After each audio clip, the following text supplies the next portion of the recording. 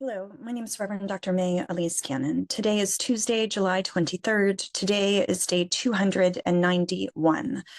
291 days. Washington has been gearing up for Netanyahu's visit tomorrow, where he's supposed to speak for the joint sessions of Congress. This is his first time leaving Israel since October 7th. Why is he coming? Well, one, he's terribly unpopular in Israel. His initial intent was to give him an opportunity to kind of show himself off as a global statesman. You know, he in large part has had the support of U.S. lawmakers. The U.S. is considered Israel's closest ally and the world's only superpower, according to international news sources. House Speaker Mike Johnson is who helped bring Netanyahu to be able to make this address. Johnson has been highlighting the Republican support for Netanyahu. Also, there have been tense relationships as of late between Netanyahu and Biden, despite the fact that President Biden's administration has continued to ardently support Netanyahu's military campaign. There also has been U.S. diplomatic support for Israel's war against Hamas that has had such devastating effects on civilians in Gaza. And that, I feel like, is the understatement of the year. But I talk about that every day. And so please, if you're not familiar, please watch my other updates.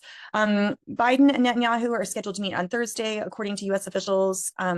Harris will also meet with Netanyahu separately on Thursday. Vice President Harris traditionally would be at the speech as the vice president, but she is currently out on the campaign trail. Tomorrow morning, Churches for Middle East Peace will be having a prayer service at 9 a.m. That was actually moved. It was supposed to be at the United Methodist Building. It will be at the Friends Committee for National Legislation offices because the streets around the Capitol will be closed to both car and foot traffic at different times, but foot traffic closes at 9 a.m. around the Capitol. You can also join that prayer service online. In terms of what's happened in the last 24 hours, today, Netanyahu came to D.C. He met with family members today of Israeli hostages who were held in Gaza that said the conditions for their returning are ripening. These are family members of Israeli hostages. Netanyahu claimed the reason for the conditions was the strong pressure that Israel has put on Hamas. He said, "We're seeing a change, and I think it will only get bigger, and we're getting closer."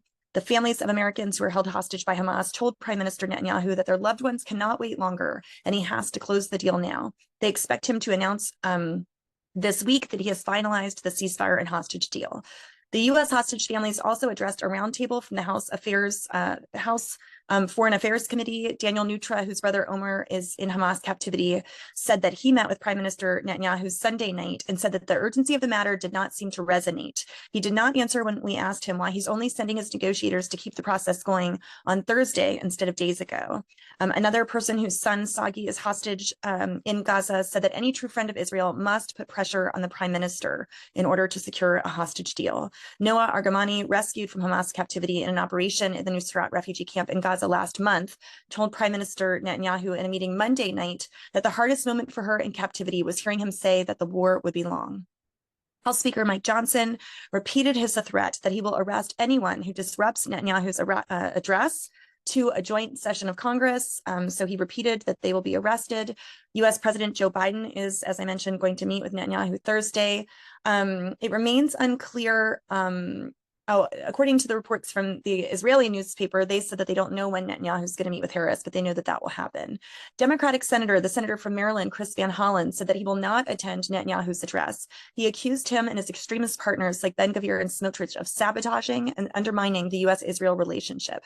Democratic Senator Jeff Merkley has also said he will not attend. Representative Ramirez, a progressive Democrat, said Netanyahu's planned address is a slap in the face to thousands of Americans who've been demanding a ceasefire. We cannot work towards peace while giving a war criminal the floor. There will be rampant protests throughout Capitol Hill tomorrow, and we've heard about them quite extensively. We're having a prayer service in the morning, so we will expect that to be significantly in the news as well.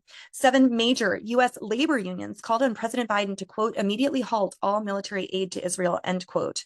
And a group of leading Israeli figures, including former IDF Chief of Staff Dan Halutz, former Mossad Chief Pardo, and the former Defense Ministry Moshe Ya'alon, wrote to congressional leaders warning about the damage caused by Netanyahu's Washington visit. This visit prioritizes his personal political survivability over our shared interest, they said. Congress will be hosting a leader without a mandate and one who is facing prosecution for major crimes. They're speaking not of international war crimes, they're speaking of the indictments against Netanyahu that are being held over his head, which is part of why he needs to stay in power to hold those indictments at bay. The World Health Organization warned of a high risk of polio. Polio virus is spreading throughout Gaza and beyond due to poor health and sanitation conditions. They announced the health emergencies chief for Gaza and the West Bank, saying it could spill over internationally if it reaches a high point. The IDF said Hamas rockets were launched towards Israel from a safe zone in southern Gaza. And they hit a school in the Nuseirat refugee camp. And IDF troops continue to operate in Rafah and Khan Yunis in South Gaza, where they destroyed militant tunnels and infrastructure, according to Israeli news. Israeli tanks pushed into Khan Yunis, and the town of Bani Suhaila and several districts nearby were bombed for a second day, forcing an additional tens of thousands of civilians to seek refuge elsewhere, further displacing people in Gaza again, according to Reuters. Israel said its operation was meant to prevent Hamas fighters from regrouping. The death toll in Gaza is now officially more than 39,000 and at least 39,090 Palestinians killed, and those injured is at least 90,147. In the West Bank, the IDF and Shin Bet announced an airstrike in Tulkarm. It's important to know airstrikes are happening in the West Bank, as if incursions are not bad enough. They reportedly killed a militant commander that's in charge of the city. According to a statement, Ashraf Hassan Nafa was killed along with Mohammed Awad, commanders in the Al-Aqsa Martyr Brigades group. That's according to Haaretz. A number of countries regarded as friendly to Israel, including US, Britain, EU, France, and Canada, plan the next several days to toughen sanctions against individuals and organizations that are involved in West Bank settlements, senior Israeli officials reported. And other countries that have now not acted are expected to impose their own sanctions. Japan imposed an asset freeze sanctions on 4 individually settlers for violence against Palestinians in the West Bank, the government's top spokesperson said. So Japan is also imposing sanctions on militant Israeli settlers. Those settlers were named. 2 Defense Ministry employees were lightly wounded by an explosive device during a patrol in the West Bank. Those were Israeli Defense Ministry employees. And in Israel, the education minister said schools will not reopen for the start of the next academic year in the communities that have been evacuated from the north because of the hostilities between Hezbollah and the Israeli military there. The Houthis in Yemen released a video claiming to show the drone launched towards Tel Aviv last Friday, stating that it can evade detection and air defense measures, that it carries a powerful warhead. And the IDF continued to strike Hezbollah targets in southern Lebanon. Israel also intercepted aerial targets that were said to come from Hezbollah as well. Firefighters are operating in several locations in the north of Israel as fires broke out because of Hezbollah rocket fire. And those hostilities continued. Israeli warplanes broke the sound barrier over Beirut, and it was reported that an Israeli drone struck a car in South Lebanon, according to Lebanese news sources. Palestinian factions, this is important, and I had not heard about this until tonight. Hamas and Fatah signed a declaration in China, in Beijing, vowing to form a government together. Both sides said the accord, provided no guarantees of a timeline, was an initial step. This is towards a unity government, or at least an agreement. Chinese state media reported 12 factions signed the Beijing Declaration on ending division and strengthening Palestinian unity. German foreign minister reacted with skepticism, saying they have to look at what that means. And so that was the response. I wanted to be sure also to let you know, tonight, we just released, like 2 hours ago, a statement from global bishops and executive leaders. More than 200 global leaders signed this statement, and religious news services put out an article about it, calling for the things we've been calling for: a comprehensive and permanent ceasefire, all the things you've heard us say, also the withholding of arms because of the way that they've been used in violation to international law. The letter says this: we speak out as Christian leaders with deep concern for common good for all affected by war and conflict without exception.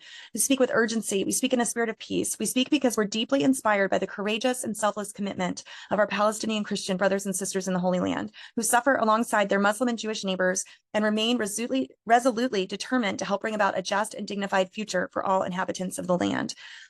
The letter goes on to talk about the suffering of the Palestinian people in Gaza, the death toll there, the humanitarian crisis there. Signatories include the Roman Catholic Bishop Ramazzini, Bishop of Guatemala, Bishop Spiegler of the Catholic Church from Wyoming, Catholic bishops from New Zealand, South Sudan, Benin. There were other heads of communion from different denominations across the United States. And we were very proud that this was a very international letter. And in our cover letter, that very strongly called on the U.S. to not only stop being complicit, but to stop being participatory in Israel's war on Gaza.